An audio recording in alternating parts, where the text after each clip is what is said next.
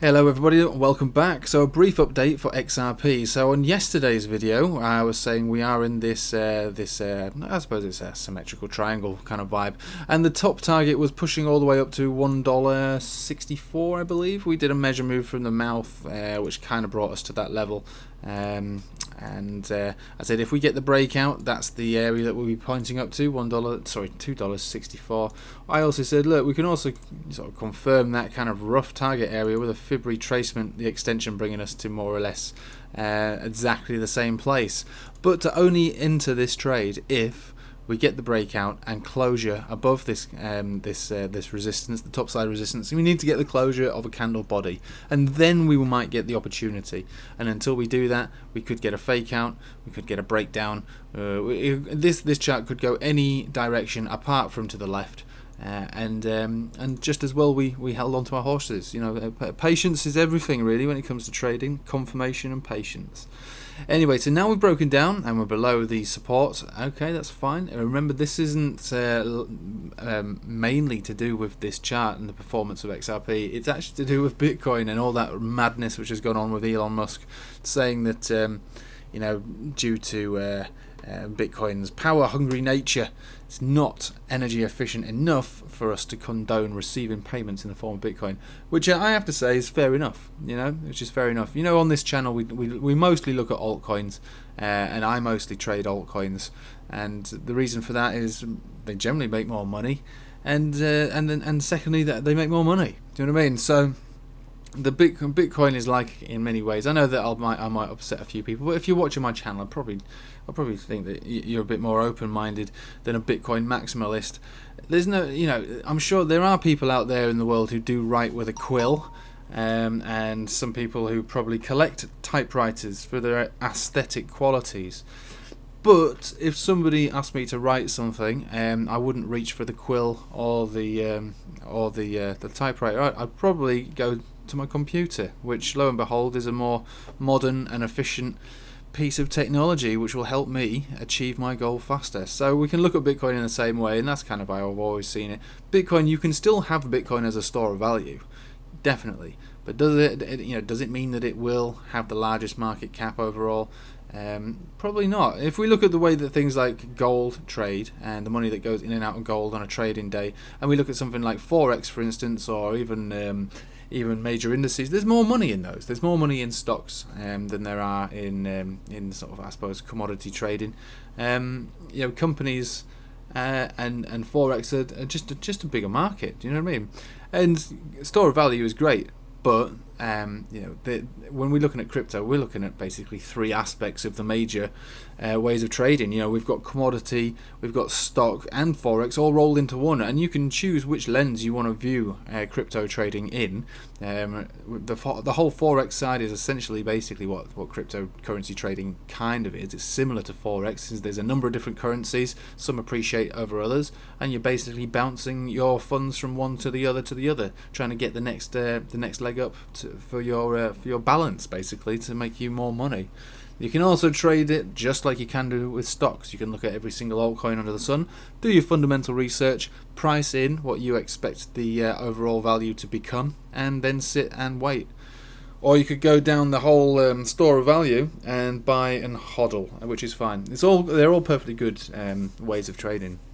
And that's what makes cryptocurrency good. It's incorporated all three major forms of play in the markets in one, and that's why it's so appealing, I think.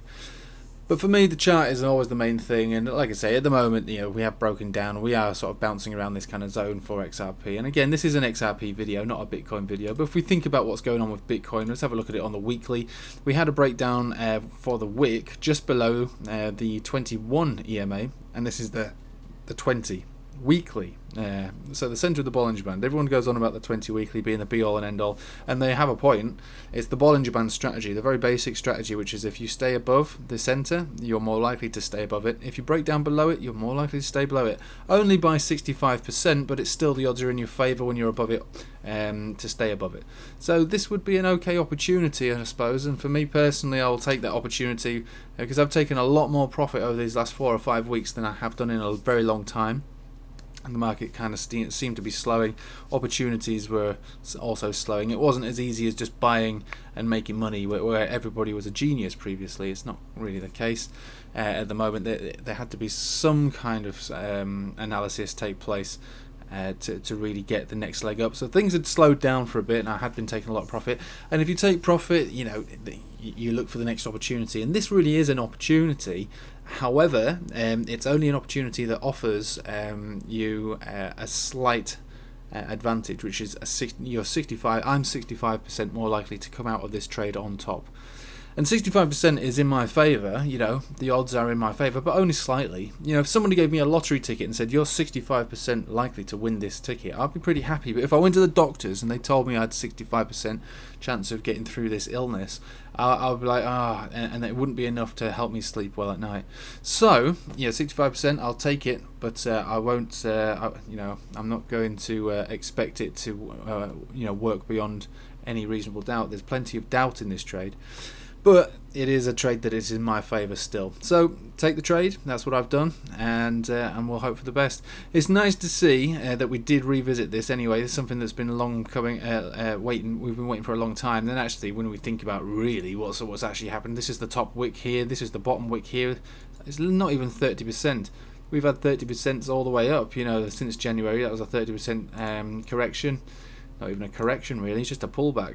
And this was pretty much the same, yeah, 27, no big deal. And now we've got one which is even less than that. Plus we've hit the 20 weekly. So I'm not massively bearish. I will take the trade. I've got the, you know, I've been taking the profit for these kind of opportunities. This is an opportunity, but again, the odds aren't massively in my favour, but they are still in my favour ever so slightly. So take the trade, and if that works out for Bitcoin, it should work out for the rest of the market. And the good thing about what Elon Musk has said, just from his brief little tweet that he said, is that yeah, Bitcoin is energy inefficient. It's not the best method of using cryptocurrency. In fact, arguably it's one of the worst, which is true. It's slow, it's expensive, and the network, as secure as it is, takes a fair whack of power to power it. So it's definitely not cool or woke or whatever it is when you boil it down to its bare bones. There are so many better opportunities out there for making fast, efficient and secure payments, and maybe he'll go down that route, which lends itself to my overall view of the market, which is that yeah, altcoins are better, generally speaking. There's some shit coins like my own personal coin. It's not designed for any other reason other than a loyalty reward token. You know what I mean? It's got no real use case. It's a novelty. Dogecoin, obviously the same, but there are some coins out there which really do have use case. They are efficient. They're green, aren't they? They're green. They don't take much power. So anyway, this isn't a live stream. I'm just rattling on like it was a live stream, but you get the picture. It's not the end of the world, but it does make and it does just lead people to question the future of Bitcoin, which is a good thing. It is a good thing. If we want a mature space, we want it to mature appropriately. We don't, you know, people don't sell typewriters anymore, and if they do, they're just novelty. They sell iMacs and you know, custom built PCs. You know, they sell other things. They don't sell typewriters for use. Anyway, I'll leave it with you there. Thank you for watching. I hope you have a nice day. Take it easy.